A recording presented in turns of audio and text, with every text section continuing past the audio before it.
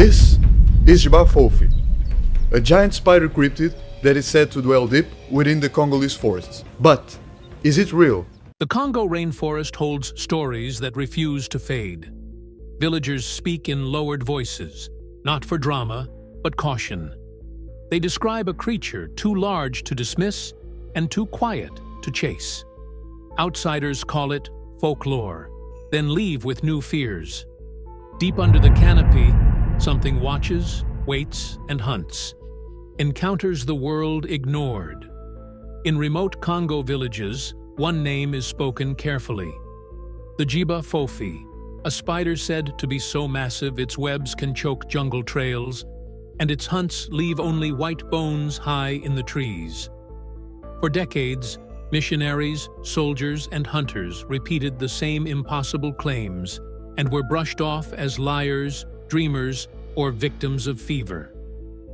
Yet the warnings kept returning, often from people who vanished, barely survived, or saw something so unnatural that authorities refused to accept it.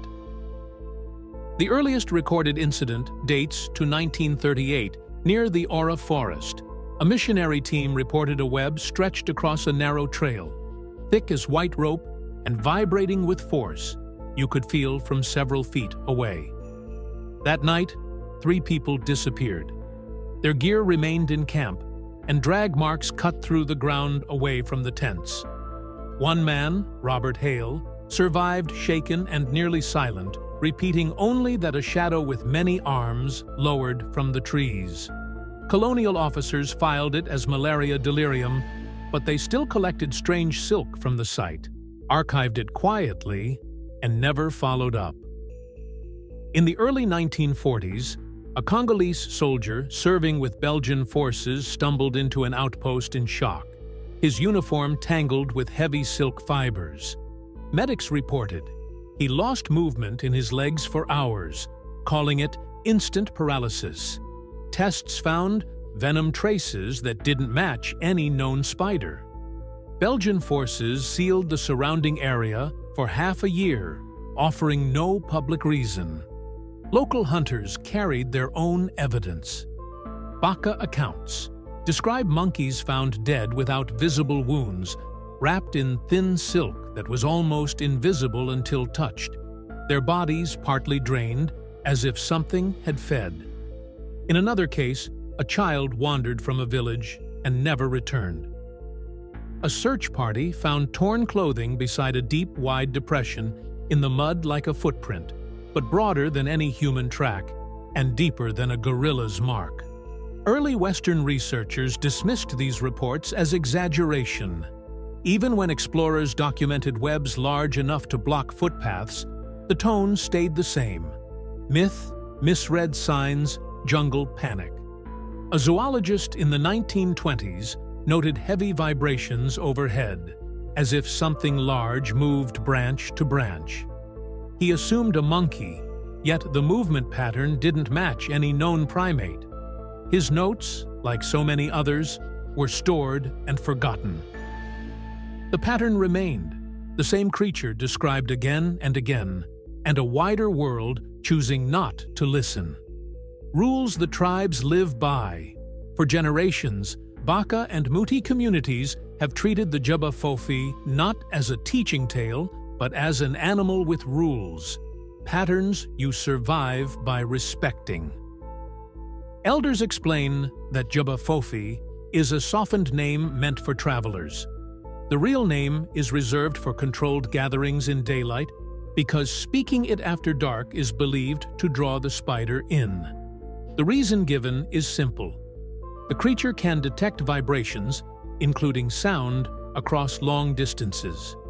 Their rules are practical, even when they sound strange to outsiders. Certain paths are avoided entirely not from superstition, but from warning signs hunters trust. In rainforest life, sudden, complete silence is never normal. When birds, insects, and frogs all stop at once, they say a large predator is near.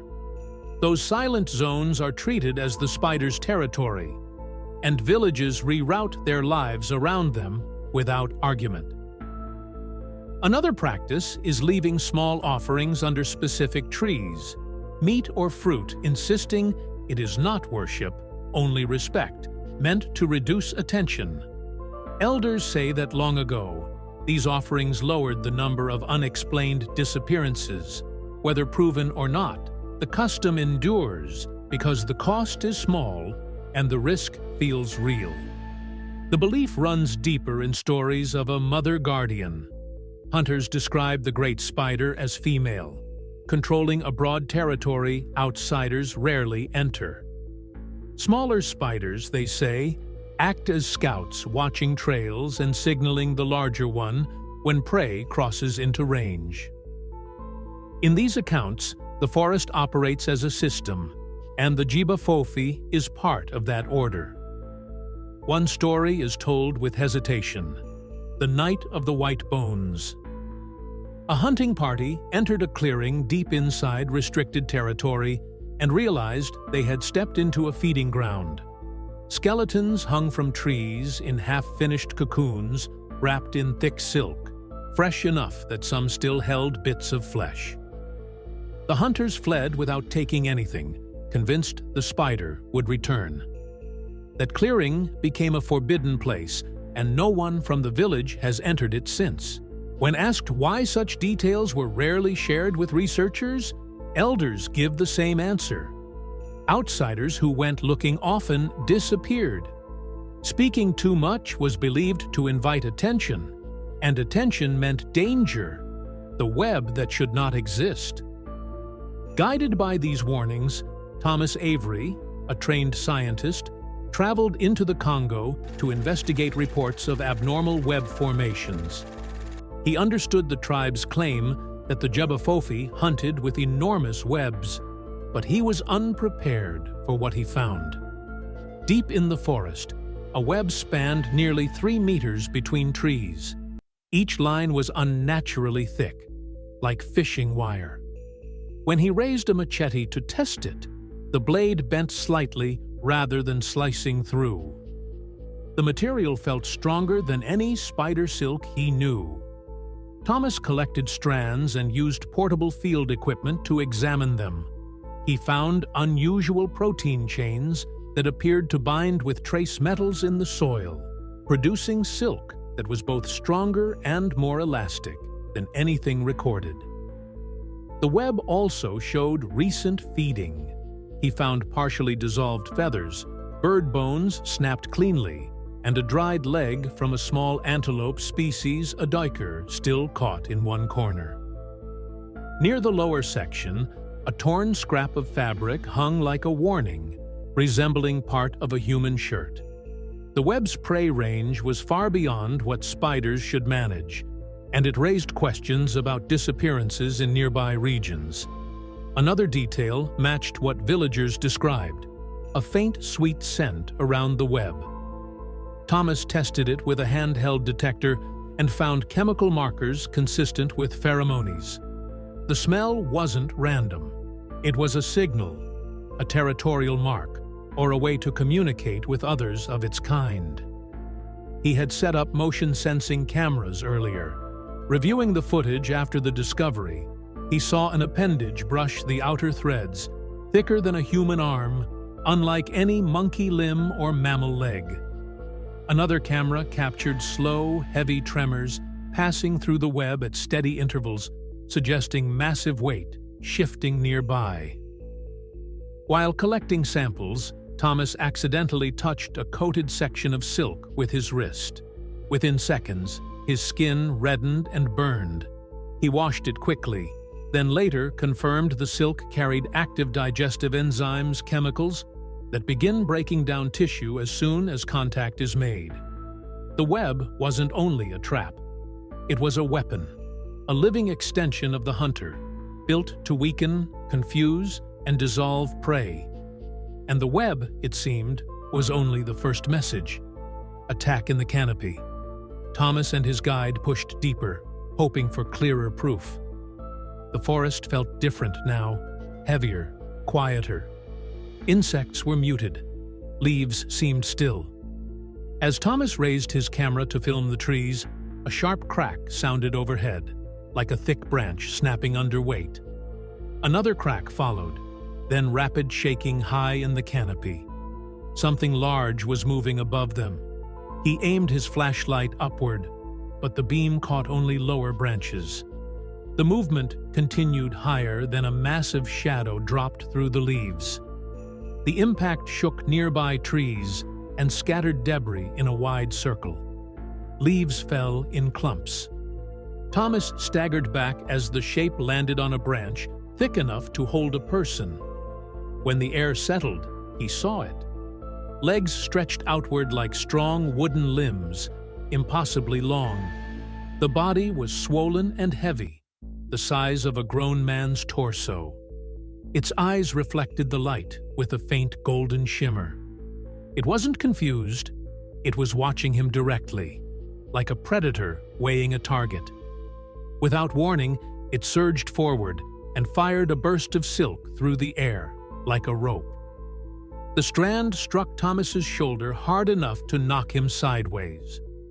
He felt heat as the silk burned through his shirt, reacting on contact. His guide grabbed his arm and pulled him toward cover, shouting for him to move. Thomas expected a chase. Instead, the spider stayed on the branch, crouched low, eyes fixed on them. The strike felt deliberate, measuring distance, reaction, strength. After several seconds, it retreated slowly into the canopy, not fleeing, not hiding, maintaining eye contact as long as it could. Later, Thomas wrote that its restraint frightened him more than aggression. Restraint suggested choice. A predator that tests is more dangerous than one that attacks blindly. Biology of a monster. Thomas assumed the tribes understood the J'Ba Fofi better than anyone. The deeper he studied its biology, the more he realized even elders had only glimpsed part of it. Evidence pointed to a predator shaped by evolution beyond normal limits. He began with feeding patterns. Tribal stories claimed the spider fed rarely, and his findings supported that. The J'Ba Fofi appeared to have an extremely low metabolic rate, surviving on only 3 or 4 major kills a year. That meant long, motionless waits, patience as a strategy. But what happened after capture was worse than the stories. The venom caused total paralysis within minutes, yet it did not shut down awareness. Victims could remain conscious for hours while the spider fed. The J'Ba Fofi dissolved tissue externally and consumed it slowly, turning the act into a drawn-out process. The prey could feel, but not escape.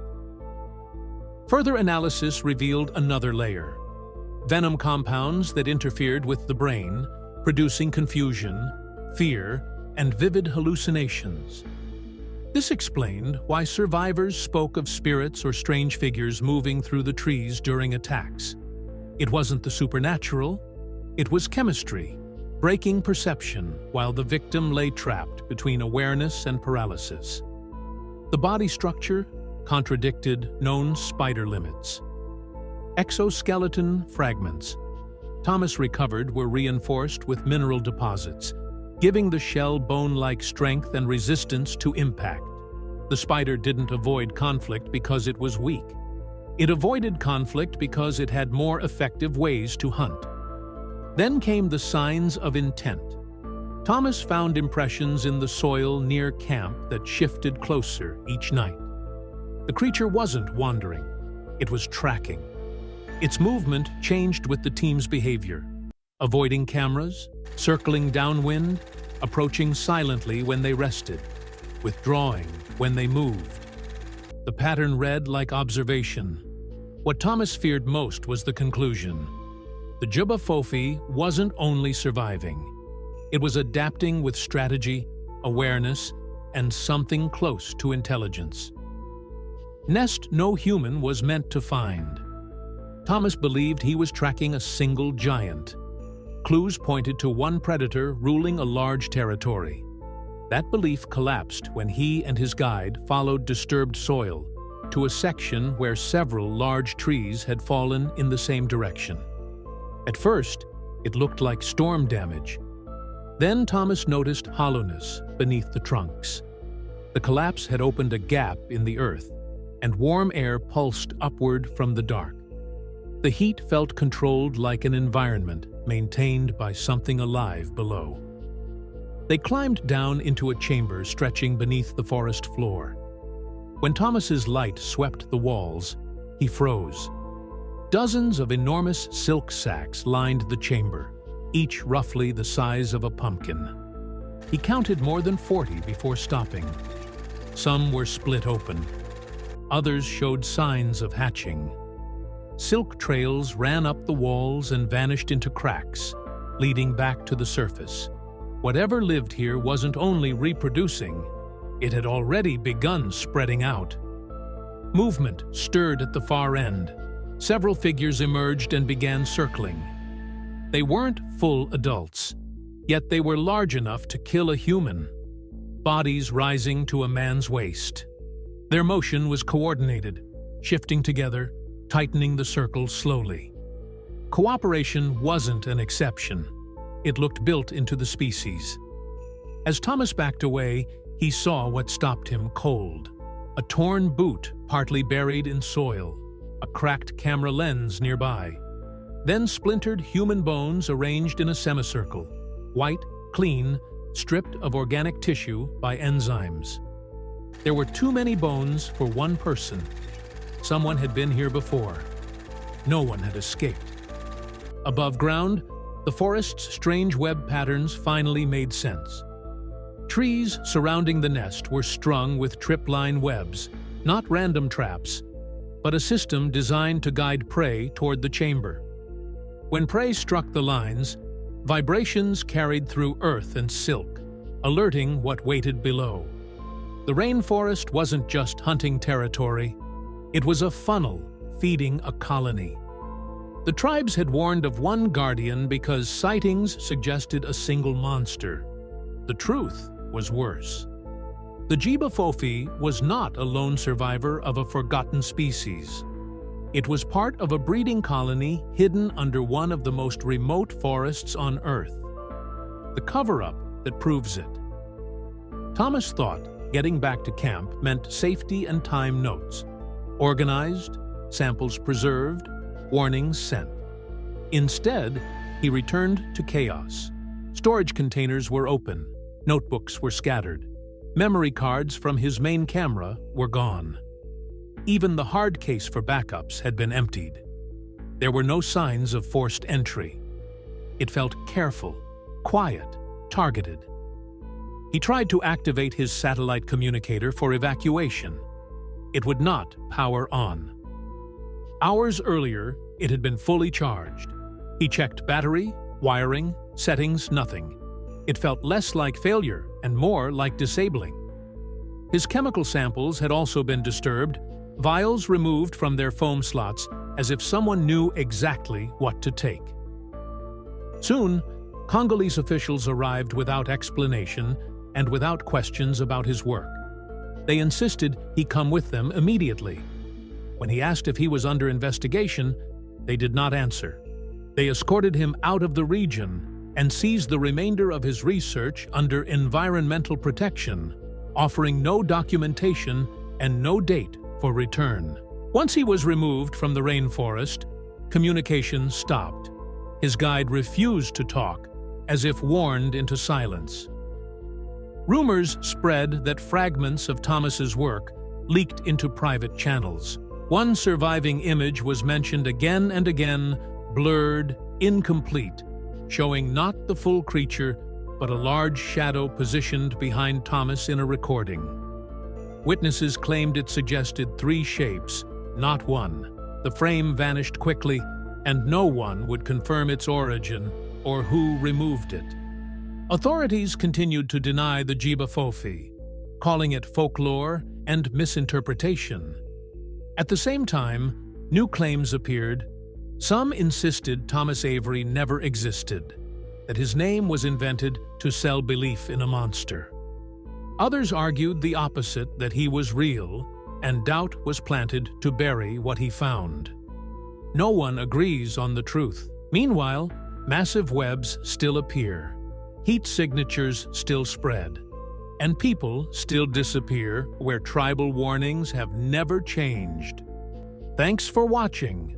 Don't forget to subscribe to Epoch Dive for more amazing documentaries.